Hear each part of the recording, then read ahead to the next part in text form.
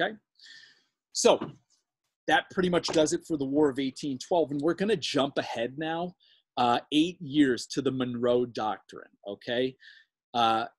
James Monroe becomes president after James Madison, and he takes office in 1817. He faces some challenges. Now, James Monroe, super popular guy, very, very popular president. Everybody loved him, okay?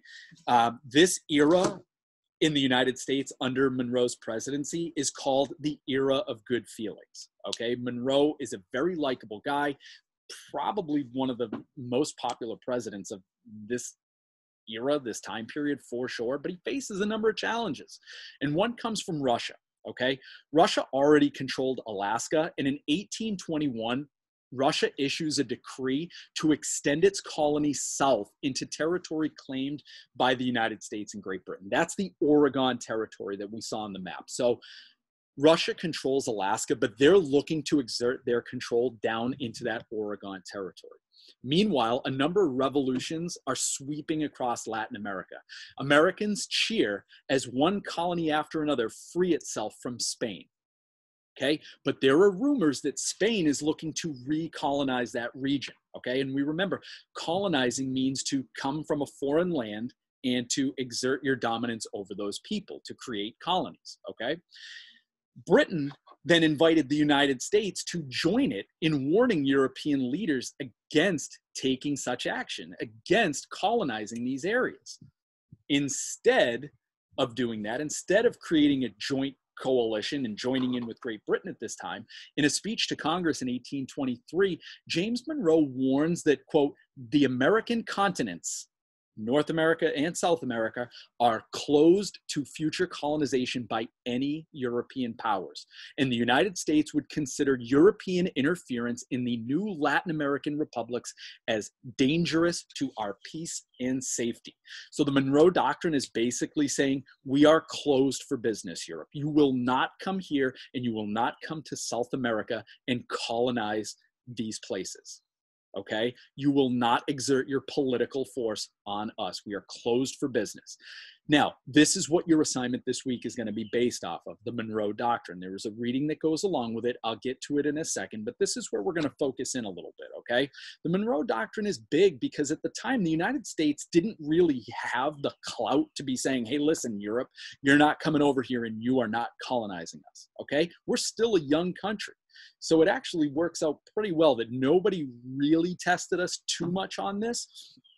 But there are twin policies within the Monroe Doctrine of non-colonization and non-interference, okay? Now, Monroe's policy of warning European powers against future colonization in the Western Hemisphere is known as non-colonization. Non-interference is Monroe's policy of warning European powers against interference in Latin American republics, okay? So these Latin American countries, South America and the islands that have fought to free themselves from Spain and from France, he's saying to them that you will not come back and attempt to recolonize these countries, okay? So I will show you guys a map really quickly here that deals with that. So what I was just talking about here is you can see this is colonization in the mid-1800s, okay? We see the United States over here, and right up here is Great Britain. So when you look in your reading today, one of the first examples that, you know, really tests this is Britain looking to extend its influence and its colonies in South America, right in here.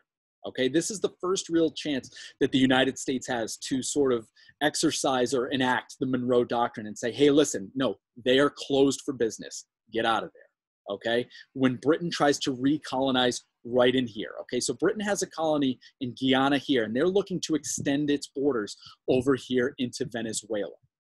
Okay, and you'll see more about that in the reading, but I wanted to give you guys a visual here of colonization at this time, and you can see the key over here, which shows sort of where colonization is happening at this point, but it specifically is here for me to show you guys that this is the area we're talking about in the reading, when the United States tells Great Britain, no, no, no, Venezuela is closed for business, okay? Stay out of there, okay? So let me go back here. There is a quick 4-minute video. It's a It's actually about 3 minutes. It's called The Presidents. It highlights James Monroe, and it's an excellent video because A, it's short, it's 3 minutes long, has a ton of good information, good visuals, and it talks about the Monroe Doctrine.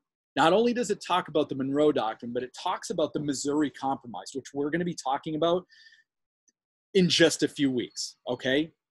The Missouri Compromise happens in 1820, and we are going to do notes and a lesson on that in about 2 or 3 weeks, okay? So there's some good spoilery information in there for you on that to help give you a little bit of background so you know what it is. So when we talk about it, you have a little bit of an idea. It's very, very brief, but it's good enough to give you an idea. So again, the Monroe Doctrine is the declaration by President James Monroe in 1823 that warns European powers against future colonization in the Western Hemisphere or interference in Latin American republics. Now, the Monroe Doctrine, written by John Quincy Adams. Pretty interesting fact there. The Monroe Doctrine, not even written by James Monroe. John Quincy Adams wrote it. John Quincy Adams was Monroe's Secretary of State.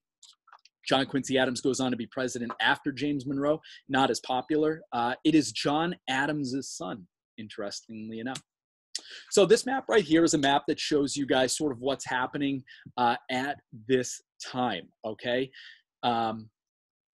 It's a little bit of a spoilery map in that it shows you slave states, free states, and then closed to slavery by the Missouri Compromise and states open to slavery by the Missouri Compromise.